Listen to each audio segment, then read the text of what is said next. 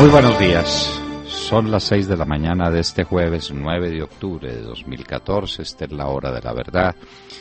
Y estos temas y asuntos que trataremos con ustedes en las próximas horas.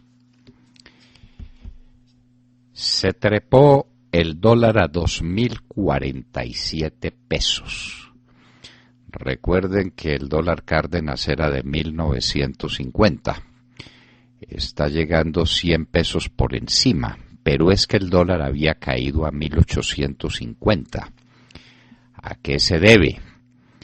Ayer hablábamos con Alberto Bernal y nos decía que ya la Federal Reserve no está emitiendo moneda. Ahí puede haber una causa fundamental de caída de la llegada de capitales golondrinas a Colombia.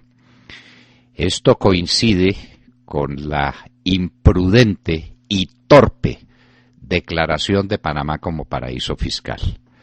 Aquí les recordamos lo que hicimos en Colombia para ayudar a conformar el Centro Financiero Internacional de Panamá y lo que eso significa para Colombia y para todo el continente. Un punto de encuentro de las organizaciones financieras de América Latina con el resto del mundo. Y en un acto muy torpe, el ministro de Hacienda, buscando plata por todas partes, desesperado, enloquecido por la crisis fiscal, toma la decisión absolutamente incomprensible y equivocada de declarar a Panamá como paraíso fiscal. Lo cierto es que por una razón o por otra, el dólar se trepó. Sigue cayendo el precio del petróleo. WTI ayer a 87.77. Fuerte subida de Wall Street. Entonces, ahí tenemos que entre el Standard & Poor's, el Dow Jones y el Nasdaq se treparon en una franja entre 1.64 a 1.90%. Mientras tanto, caían las bolsas europeas en 0.93%. El presidente Santos le ofrece tropas a Obama, que lo llamó por teléfono a decirle que estaba listo para mandarle tropas. Las tropas que se están mandando ahora para la ONU tienen mucho menos de paseo que lo que tenían hace un tiempo, cuando mandaban las tropas al Sinaí a muchachos a que se fueran a pasear al Sinaí. La cosa ahora es bien complicada. Las tropas de la ONU tienen unas misiones que las pueden llamar de paz, como les dé la gana llamarlas, pero son misiones que pueden estar bien comprometidas. Y Santos le ofrece tropas a Obama, como si las tuviéramos aquí sobrantes. La financiación del Metro de Bogotá. Hoy hablaremos con el concejal Juan Carlos Flores. ¿Quién podrá defendernos? Será lo que uno se pregunta.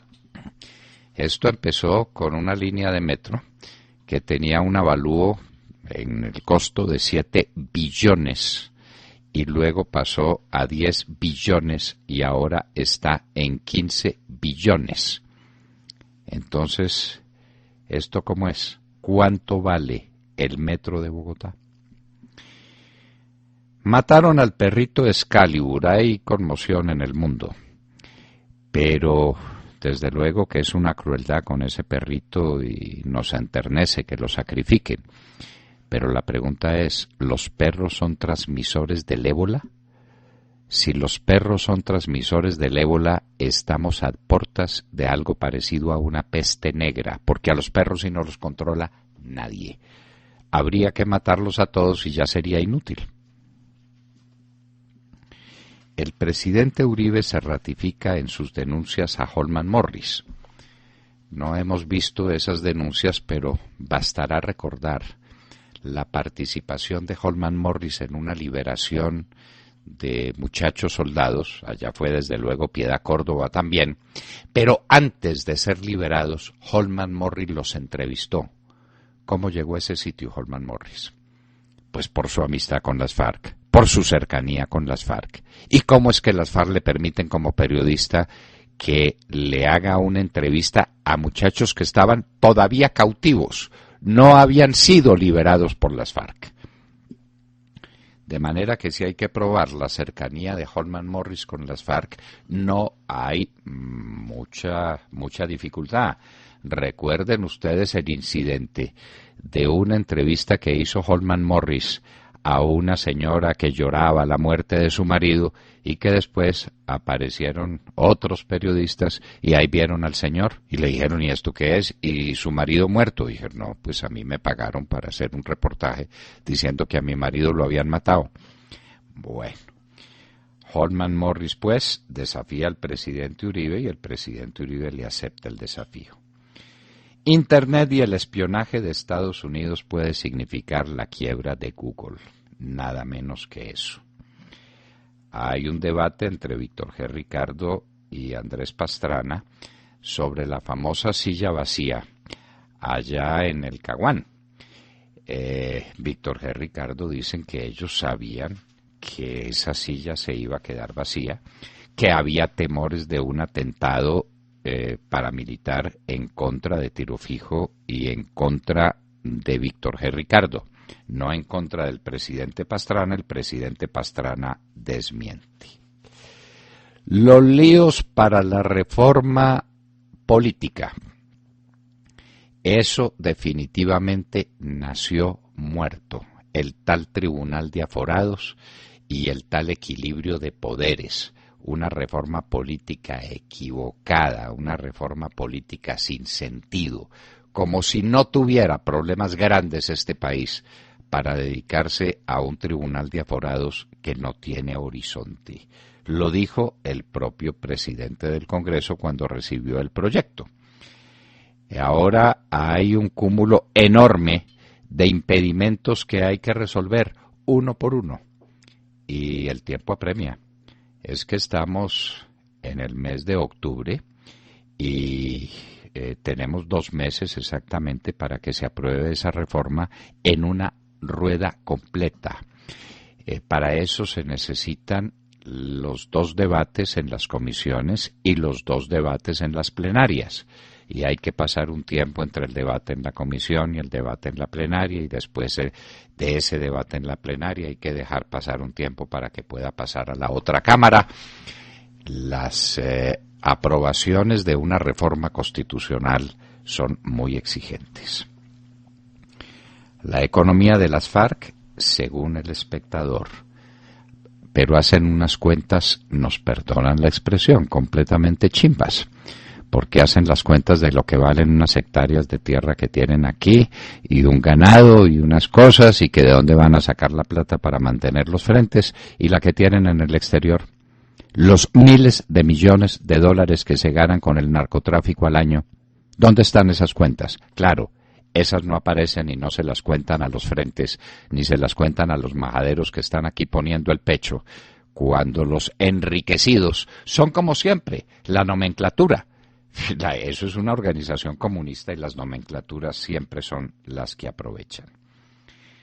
Retención en la fuente del 11% a pensiones, y al mismo tiempo graban a los pensionados con el 12% de su mesada para gastos de salud. Entonces es un 23% del valor de las pensiones es retenido por el gobierno, se queda el gobierno con él, para salud y por impuestos. Nos parece que la situación con los pensionados no es buena. Los pensionados, a los que convencieron que habían que votar por Juanpa, porque Juanpa les iba a dar no sé cuántas ventajas. Las promesas incumplidas, las traiciones de Judas. Cae aparatosamente el valor de la acción de Ecopetrol. Ayer nos hacía la cuenta Alberto Carrasquilla de lo que significaba ese paso de 5,000 pesos la acción a menos de 3,000. Ayer rompió la barrera de los 3,000 pesos. En la bolsa de Nueva York también se vino a pique la acción de Ecopetrol. Cayó cerca del 2.4% en una sola jornada. Pero no hay por qué preocuparse, ¿no? Esa caída vale mucho, muchísimo más que todas las reformas tributarias que se puedan intentar. pero aquí nunca pensamos en lo sustantivo. ¿Por qué se cae Ecopetrol? Por una mala política de petróleos, por los ataques de las FARC, los amigos de César Jaramillo y de Humberto de la Calle poniendo bombas y atacando y extorsionando a los petroleros, los espantaron de acá, y la situación de Ecopetrol es muy delicada. Solo 32% del campo está bien utilizado. Este es un informe que da Planeación Nacional, lo que quiere decir que el 68% está listo para la expropiación. En los acuerdos que hay en La Habana con las FARC, está dicho que se va a formar el Fondo de Tierras, entre otros, con las tierras inadecuadamente explotadas. Ahí está la cuantía de las tierras. El 68% de las tierras agrícolas en Colombia están listas para expropiación. Y ni hablar de las tierras ganaderas. Entonces, ya todo está organizado y ya vamos viendo las orejitas del lobo. Por un lado acuerdan con las FARC expropiar lo inadecuadamente explotado y por el otro lado mandan una comisión a que estudie cómo están explotadas las tierras en Colombia y este es el resultado. Solo el 32% tiene una explotación adecuada, el 68% queda para que lo expropie Iván Márquez. Por si no se han dado cuenta los agricultores, por si no se han dado cuenta los industriales, esto va para el socialismo del siglo XXI que empieza por liquidar la propiedad privada. Murió Eric Duncan, el paciente de ébola que estaba siendo tratado en los Estados Unidos. Hay alarma general en el país. En Caracas siguen matando a los miembros de los colectivos chavistas. Ya mataron a este muchacho Serra que se lo adjudicaron, háganme el favor, a Álvaro Uribe que nunca supo que ese sujeto existía. Y ya se sabe, está claro que lo mataron los chavistas. Pero hubo 5 muertos en las calles. Con otro muerto importantísimo, que era jefe de uno de los colectivos. Pero además 5 muertos en las calles, muertos por la policía. ¿Por qué están matando a los colectivos chavistas? Empezó la guerra entre el chavismo. Estos colectivos se le estaban saliendo de las manos a Maduro. El presidente Obama dice que seguirá bombardeando en Irak a ISIS, pero advierte que eso no será suficiente para detener la toma de poblaciones y para ganar la guerra, que se necesitan tropas en tierra. Y la pregunta es ¿por qué no las manda? Porque no tiene carácter, porque no sabe qué hacer, porque ya las retiró. Él retiró las tropas de Irak y él es el responsable de lo que está pasando ahora. Obama es el responsable de esta catástrofe. Y mientras tanto, nadie quiere mandar tropas de tierra, ni siquiera Turquía, que es el vecino, entonces dice que no permitirá que sean arrasados los kurdos, lo está permitiendo, porque nadie quiere mandar tropas de tierra. Todos se piden, me pido, mandar aviones para que desde bien arriba tiren unas bombas que caen en un desierto. En Sierra Leona el problema del ébola se complica, con una huelga en los servicios funerarios que tiene como efecto el que centenares de cadáveres en descomposición de enfermos por el ébola se queden en las calles, cuando en ese momento el ébola es gravemente transmisible. Háganme el favor lo que va a pasar allá. Gigantesca manifestación en México exigiendo noticias de 43 estudiantes desaparecidos.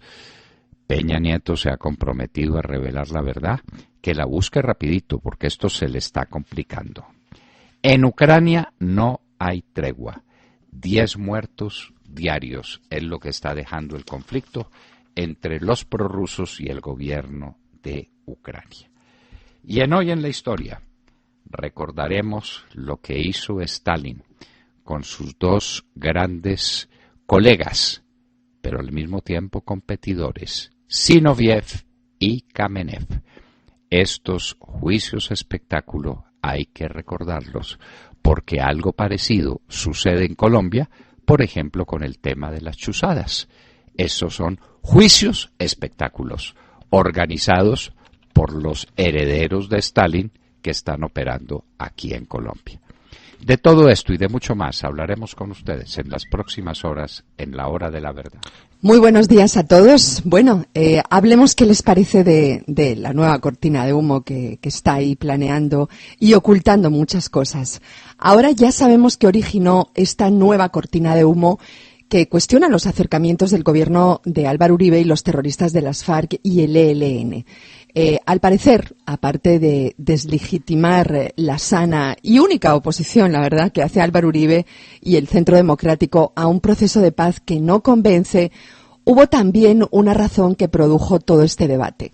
Se trata de una columna que la prestigiosa periodista Mary Anastasio Grady publicó bajo el título Hablar y hablar, pelear y pelear, y para cuya elaboración pues le hizo una serie de preguntas al presidente Juan Manuel Santos que fueron muy poco convincentes las respuestas y que desataron esta cortina de humo que no solo intenta justificar unas negociaciones en las que los colombianos no tienen fe, y me remito a las encuestas, sino que intentan tapar problemas graves que tiene este gobierno, como la inseguridad cada vez más creciente o la reforma tributaria que amenaza con estrangular todavía más a la clase media y a la clase empresarial.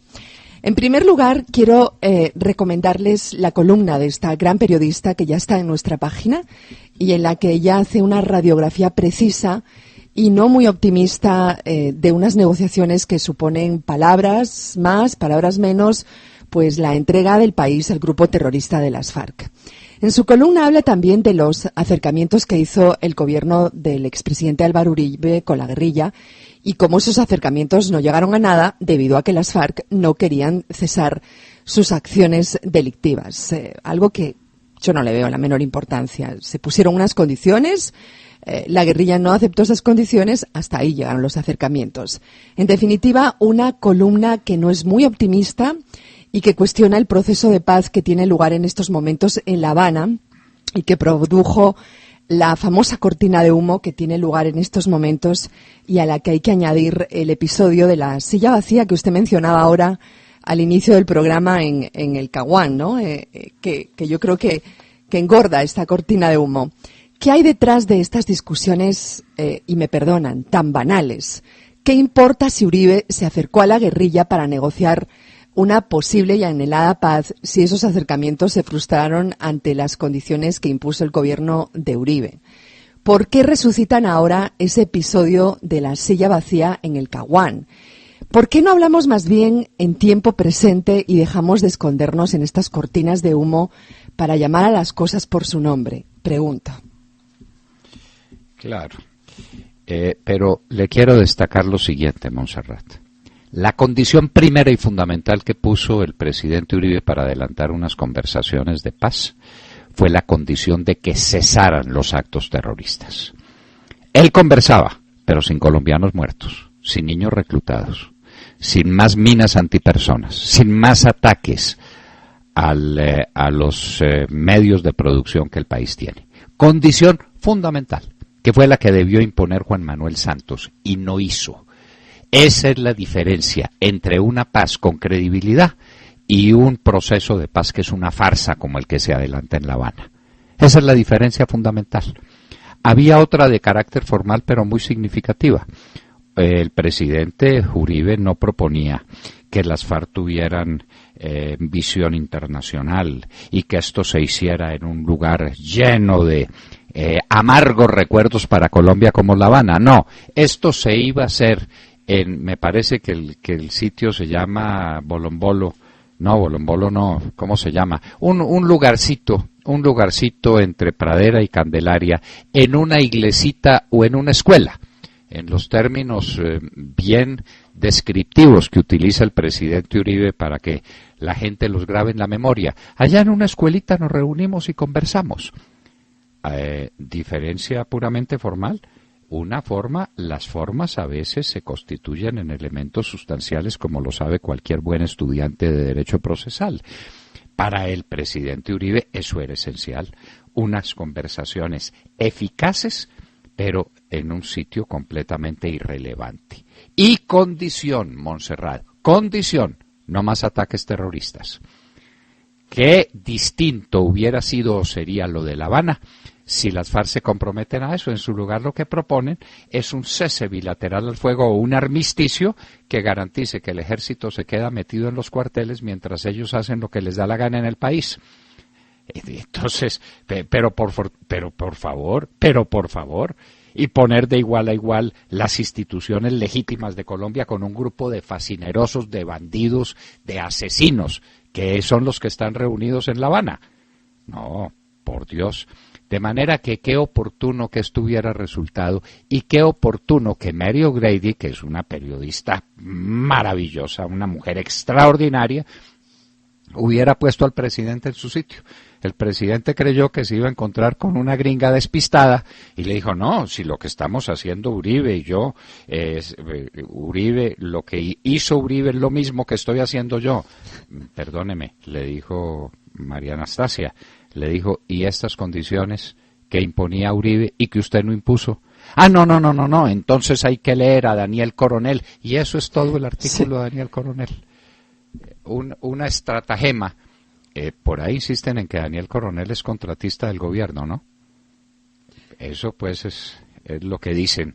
Pero no importa, sea o no sea, ese sujeto fue instruido por Santos para que sacara ese artículo a ver cómo se desmontaba del problema de María Anastasia O'Grady, que tiene una inmensa lectura y una gran respetabilidad en todos los círculos de opinión en Washington y en algunos círculos aquí en Colombia.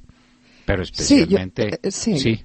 Yo creo que el punto también es, muchos analistas dicen ahora que teniendo en cuenta que el gobierno de Álvaro Uribe se intentó acercar a la guerrilla, lo cual a mí me parece muy pues normal, ¿no? Todos los gobiernos tienen la obligación de buscar la paz. Eso deslegitima el discurso del presidente Álvaro Uribe y del Centro Democrático. Yo no creo en absoluto. Al contrario, lo legitima todavía más porque ellos se intentaron acercar y no aceptaron las condiciones que quería imponer la guerrilla y que está imponiendo en estos momentos al país, ¿no? Claro, Montserrat, es que este tramposo de Santos hace creer que el Centro Democrático se opone a las conversaciones porque es un centro de guerreristas y entonces les está demostrando que Uribe también quiso hacer lo mismo que él hacía. No sea farsante y no sea mentiroso.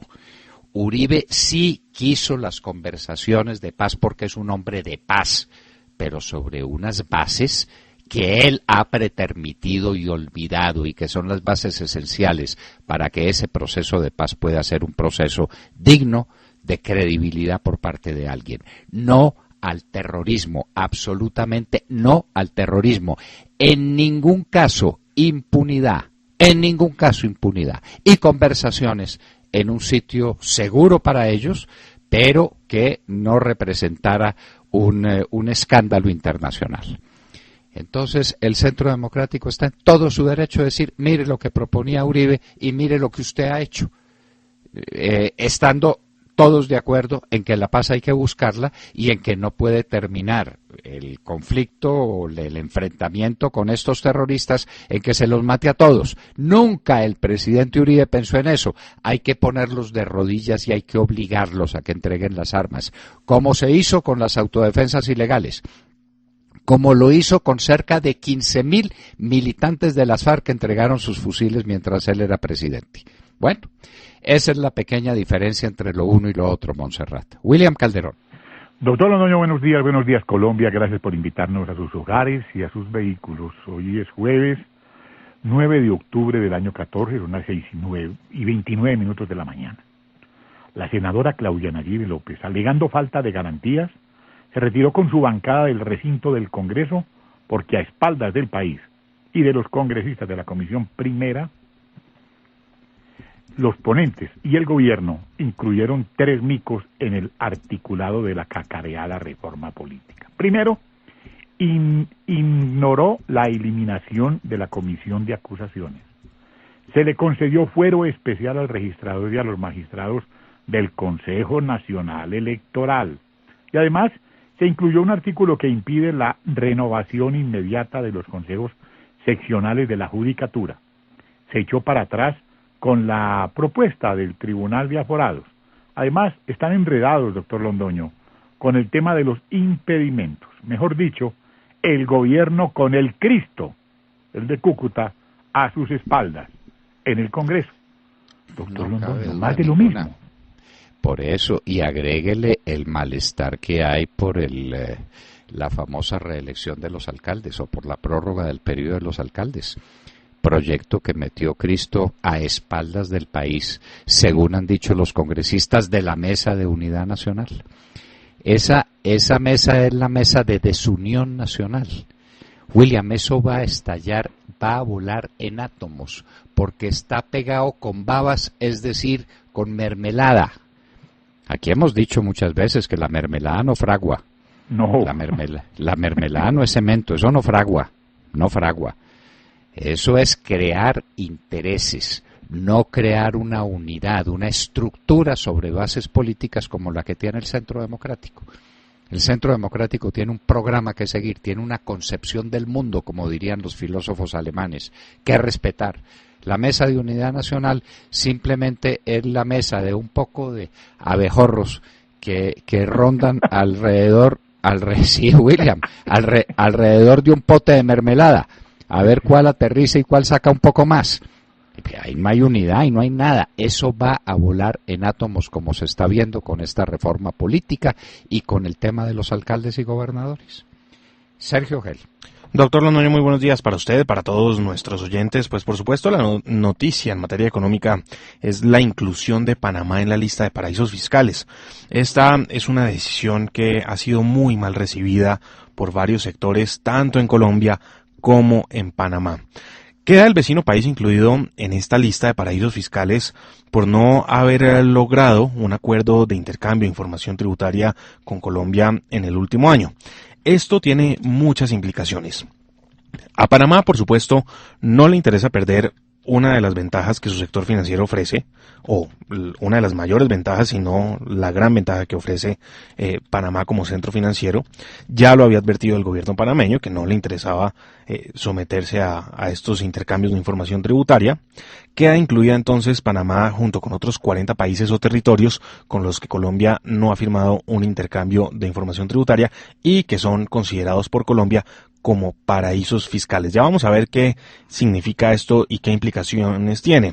Pero le cuento, el ministro Cárdenas, ayer en Washington, reunido además con su homólogo panameño, dijo que los gobiernos pues van a trabajar en las próximas semanas en la búsqueda de acuerdos para el intercambio de información tributaria y advirtió al ministro que el objetivo de Colombia ante todo es controlar la evasión, asegurar que los compatriotas que están obligados a pagar impuestos en Colombia declaren sobre sus ingresos y sobre sus activos globales. Pero, de nuevo, esta situación deja muy mal parada a Colombia frente a Panamá, en materia diplomática. Lo advirtió el mismo presidente de Bancolombia, Carlos Raúl Yepes, quien lamentó la inclusión de Panamá en la lista y dijo que era decepcionante y que habían advertido desde hace 3 meses de las dificultades que esta decisión plantearía para Colombia. Y para los colombianos, entre esas dificultades, las que tendrán los colombianos residentes en Panamá, por supuesto, que quedarán tributando en ambos países, además la retención en la fuente del 33% para los giros hacia Panamá. Esa es tal vez el mayor obstáculo que se va a presentar ahora, y además pues se creará una fiscalización absoluta, como lo han advertido ya desde varios sectores, una fiscalización absoluta por parte de la DIAN a las empresas que hagan giros a Panamá, que a la DIAN le va a interesar mucho saber de qué son esos giros. Lo cierto, doctor Londoño, es que esto plantea un panorama difícil en las relaciones diplomáticas, en las relaciones binacionales, y pues bueno, ahora tendrá que enfrentar el gobierno colombiano esta situación y ver si logra negociar ese intercambio de información con Panamá, pero de nuevo, a Panamá, pues Panamá ya ha advertido desde hace rato, no le interesa ese intercambio de información. Por una razón elemental, Panamá vive, el motor de su desarrollo económico es el Centro Financiero Internacional, que contribuimos a crear. Ya lo diremos más adelante cuando tengamos oportunidad. El Centro Financiero Internacional tuvo un empuje fundamental desde Colombia. Los primeros bancos del mundo, no panameños, que se establecieron en Panamá, fueron entre otros bancos colombianos, el Banco de Bogotá, el Banco Comercial Antioqueño, el Banco Cafetero. A ver, había por lo menos un cuarto banco. El Cafetero, el Bogotá, el Comercial Antioqueño. Allá, por ejemplo, me dio la vida la ocasión de conocer a Hernán Rincón, que era representante del Banco Comercial Antioqueño en Panamá. La primera salida que hizo la banca colombiana al mundo exterior fue Panamá. Y allá a Panamá llegaron los grandes bancos de Latinoamérica, todos movidos desde la Federación Latinoamericana de Bancos. Y después llegaron todos los bancos internacionales, los bancos europeos, los bancos de los Estados Unidos, los bancos del Asia. Todos tienen sede en Panamá, sobre una base clarísima, insustituible, en la que Panamá no puede cambiar. La reserva bancaria, el sigilo bancario es la base de todo el sistema panameño. ¿Usted cree que van a renunciar a eso? No, pero imagínese, doctor Londoño, es que se desbarata el centro financiero de América Latina. Claro. El punto de convergencia de la banca latinoamericana es Panamá. Y el señor Cárdenas quiere que Panamá renuncie a eso para ayudarle a él. Pero por favor, se necesita ser uno muy ignorante en estas materias, doctor Cárdenas. Creo que usted no conoce la historia del Centro Financiero Internacional. Se la podemos contar con detalle. Lo que significó para la banca colombiana y para la banca de todos los países de Latinoamérica tener un punto de contacto con la banca del resto del mundo que no le creía a Latinoamérica, que no le creía a la banca latinoamericana. ¿Cómo cambiaron las cosas desde que se hizo Panamá Centro Financiero Internacional? Las grandes reuniones que tuvimos en Panamá con banqueros de toda la región, la creación del Banco Latinoamericano de Exportaciones, el BLADEX, que se hizo gracias a la existencia del Centro Financiero Internacional de Panamá, y Cárdenas quiere que todo eso se acabe para que le cuente si unos colombianos tienen o no relaciones o dinero allá en Panamá. Pero por favor, eso es un despropósito. Y no paramientes en que Panamá se ha convertido en un punto de llegada muy importante de capitales y de empresas colombianas que no pueden ser grabadas doblemente, que no pueden ser perseguidas en Panamá y en Colombia. Que ese es el gran problema ahora. Los residentes en Panamá, colombianos residentes en Panamá, quedan tributando en ambos países. En ambos países. De manera pues que las ideas del doctor Cárdenas, desesperado porque no tiene recursos, desesperado porque se le desfondó el sistema fiscal del país, lo lleva a cometer estas equivocaciones manifiestas que por lo pronto lo ponen en franca enemistad con la banca más importante del país, con el Bancolombia. Pues que está, el Banco de Colombia era el otro banco que estaba en Panamá. Emanuel González Revilla era el presidente del Banco de Colombia en Panamá. Mire que hasta recuerdo los nombres de quienes eran los gerentes de la banca colombiana en Panamá. Y resulta pues que Cárdenas se pasa por la faja todo eso y sale a perseguir las inversiones colombianas en Panamá y sale a perseguir a Panamá como centro financiero internacional. Panamá le contesta, no está ni tibio que yo vaya a cometer esa equivocación, de eso vivo, y prestándole un enorme servicio a la región. La confluencia de toda la banca internacional en un punto en América Latina no es poca cosa como activo para este continente. En fin, equivocaciones que se cometen, errores que dicta el desespero, la locura por conseguirse unos pesos de tributación. Alejandro Ramírez. Buenos días a los oyentes de la Hora de la Verdad. Ayer continuó la audiencia por las supuestas chuzadas del DAS y el turno fue para el defensor de María del Pilar Hurtado, el abogado Jaime Camacho Flores. El doctor Flores solicitó a la Corte Suprema declarar la inocencia. ¿Flores o Camacho? Perdóneme. Jaime Alejandro. Camacho Flores, doctor Londoño. Por eso, entonces el doctor Camacho. El doctor Camacho solicitó a la Corte Suprema declarar la inocencia de su defendida, en la medida en que las actividades de inteligencia realizadas desde el DAS a senadores como Gustavo Petro y Piedad Córdoba y a los magistrados de la Corte Suprema eran legítimas. En el caso de Gustavo Petro, el abogado sostuvo que el DAS tenía interés en averiguar sobre las frecuentes visitas del senador Petro con el presidente Hugo Chávez.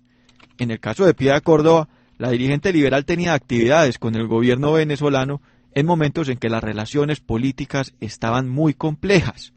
El DAS pidió información sobre la senadora a la Unidad de Análisis Financiero, UAF, porque era un interés legítimo saber quién financiaba a la senadora. En el caso de la Corte Suprema de Justicia, denominado Plan Escalera, y de la existencia de un supuesto plan de desprestigio para afectar a la Corte, el abogado señaló que la investigación pretendía verificar informaciones sobre la relación de los magistrados con el polémico empresario Asensio Reyes, lo que atentaba contra la independencia de la corporación. Narró que esta investigación se basó en chuzadas telefónicas que estaban en un expediente reservado en cabeza de la Fiscalía. Sobre esta operación dijo: es la operación más legítima de inteligencia que estuvo diseñada para enviársele a la Fiscalía. Dijo el abogado, indicando que no sabe qué tanto hicieron los organismos de investigación sobre las publicaciones que relacionaban a Reyes con la financiación de un homenaje a un presidente de la Corte Suprema de Justicia. Nos dicen que era para desprestigiar y a esas alturas ya no había que desprestigiar. Doctor Londoño, el abogado sostuvo que estas actividades no solo eran legítimas, sino que no pueden imputársele a María del Pilar Hurtado, porque venían desde la dirección de Andrés Peñate, información que ha sido omitida de manera tendenciosa por la Fiscalía. Ese personaje de la Corte Suprema de Justicia al que usted se refiere es Yesid Reyes. Así es. El mismo que se fue con otros magistrados a las Corralejas de Sincelejo a dar un ejemplo y un espectáculo grotesco, y el mismo que se fue para Barranquilla en carnaval y borracho en la enoteca a altas horas de la madrugada, dejó una constancia de su puño y letra y con su firma en agradecimiento a un mafioso, a Giorgio Sale. Esa es la corte que había que desprestigiar. No había que averiguar qué estaba haciendo esa corte con unos mafiosos amigos que tenía como Giorgio Sale. Entonces, ¿para qué sirven los servicios de inteligencia? Aquí lo que está en cuestión es toda la inteligencia del país. De manera que si tenemos unos magistrados delincuentes o amigos de delincuentes, no pueden ser seguidos por los sistemas de inteligencia colombianos. Entonces, ¿para qué? Cierren eso. Díganle al almirante Chandía que cierre esa cosa que tiene montado ese chuzo, porque aquí no se puede hacer inteligencia. O unos senadores que se encuentran con Freddy Bernal en Venezuela y con toda la cúpula del narcopresidente. O un señor como Gustavo Petro que no hacía migración en Venezuela, sino que pasaba derecho porque era dueño del patio cuando Hugo Chávez estaba amenazando a Colombia y mandaba sus tanques de guerra a la frontera. Es que esto no es un juego, es que estuvimos a 2 pasos de una guerra. Por fortuna esos tanques estaban tan mal cuidados y tan oxidados que se vararon todos en la frontera y Chávez se dio cuenta que no tenía ejército. No lo sabía, no tenía organización militar y le iba a ir muy mal si trataba de pasar la frontera, pero que quiso hacerle la guerra a Colombia, claro, ¿con la ayuda de quiénes? Con la ayuda de colombianos que eran sus íntimos amigos, Piedad Córdoba y el señor Petro y las FARC, que estaban alojadas en Venezuela. ¿No había que seguirle la pista a eso? ¡Qué bien! Que tuviéramos unos servicios de inteligencia que nos permitieran averiguar qué es lo que están haciendo desde Moscú y desde Beijing para quitarnos el Mar Caribe. Nos van a quitar el Mar Caribe y eso no es Nicaragua, ese es un complot internacional. Pero como no tenemos inteligencia y no tenemos Cancillería y no tenemos Presidente de la República, nos los van a quitar sin que nos demos cuenta. De manera pues que esa es la esencia, ese es el fundamento de este proceso de las chuzadas. La corte es que me quieren desprestigiar. Hombre, una corte que se va a vagamundear a Sincelejo y a Neiva por cuenta del gobierno nacional, porque está claro que no pagaron sus pasajes. Eso era bebiendo trago y parrandeando y otras cositas que ni nos atrevemos a decir, pero que están establecidas por cuenta de los colombianos. Y esa es la Corte Suprema de Justicia cuyo prestigio estaba en juego. De un magistrado que le deja razones de amor a un mafioso como Giorgio Sale a altas horas de la madrugada en carnaval en la ciudad de Barranquilla. Ese era el desprestigio. Eso era lo que temía la Corte que se supiera. ¿Es contra eso contra lo que protesta? No, préndanse de mejor causa.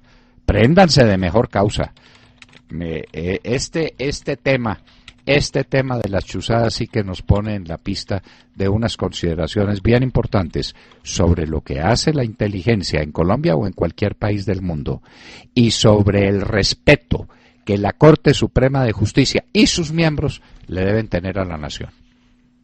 La nación los debe respetar siempre y cuando ellos respeten a la nación, pero cuando se ponen de juerga con un sujeto como Asensio Reyes y con un bandido como Giorgio Sale, la Corte no merece respeto, no merece respeto.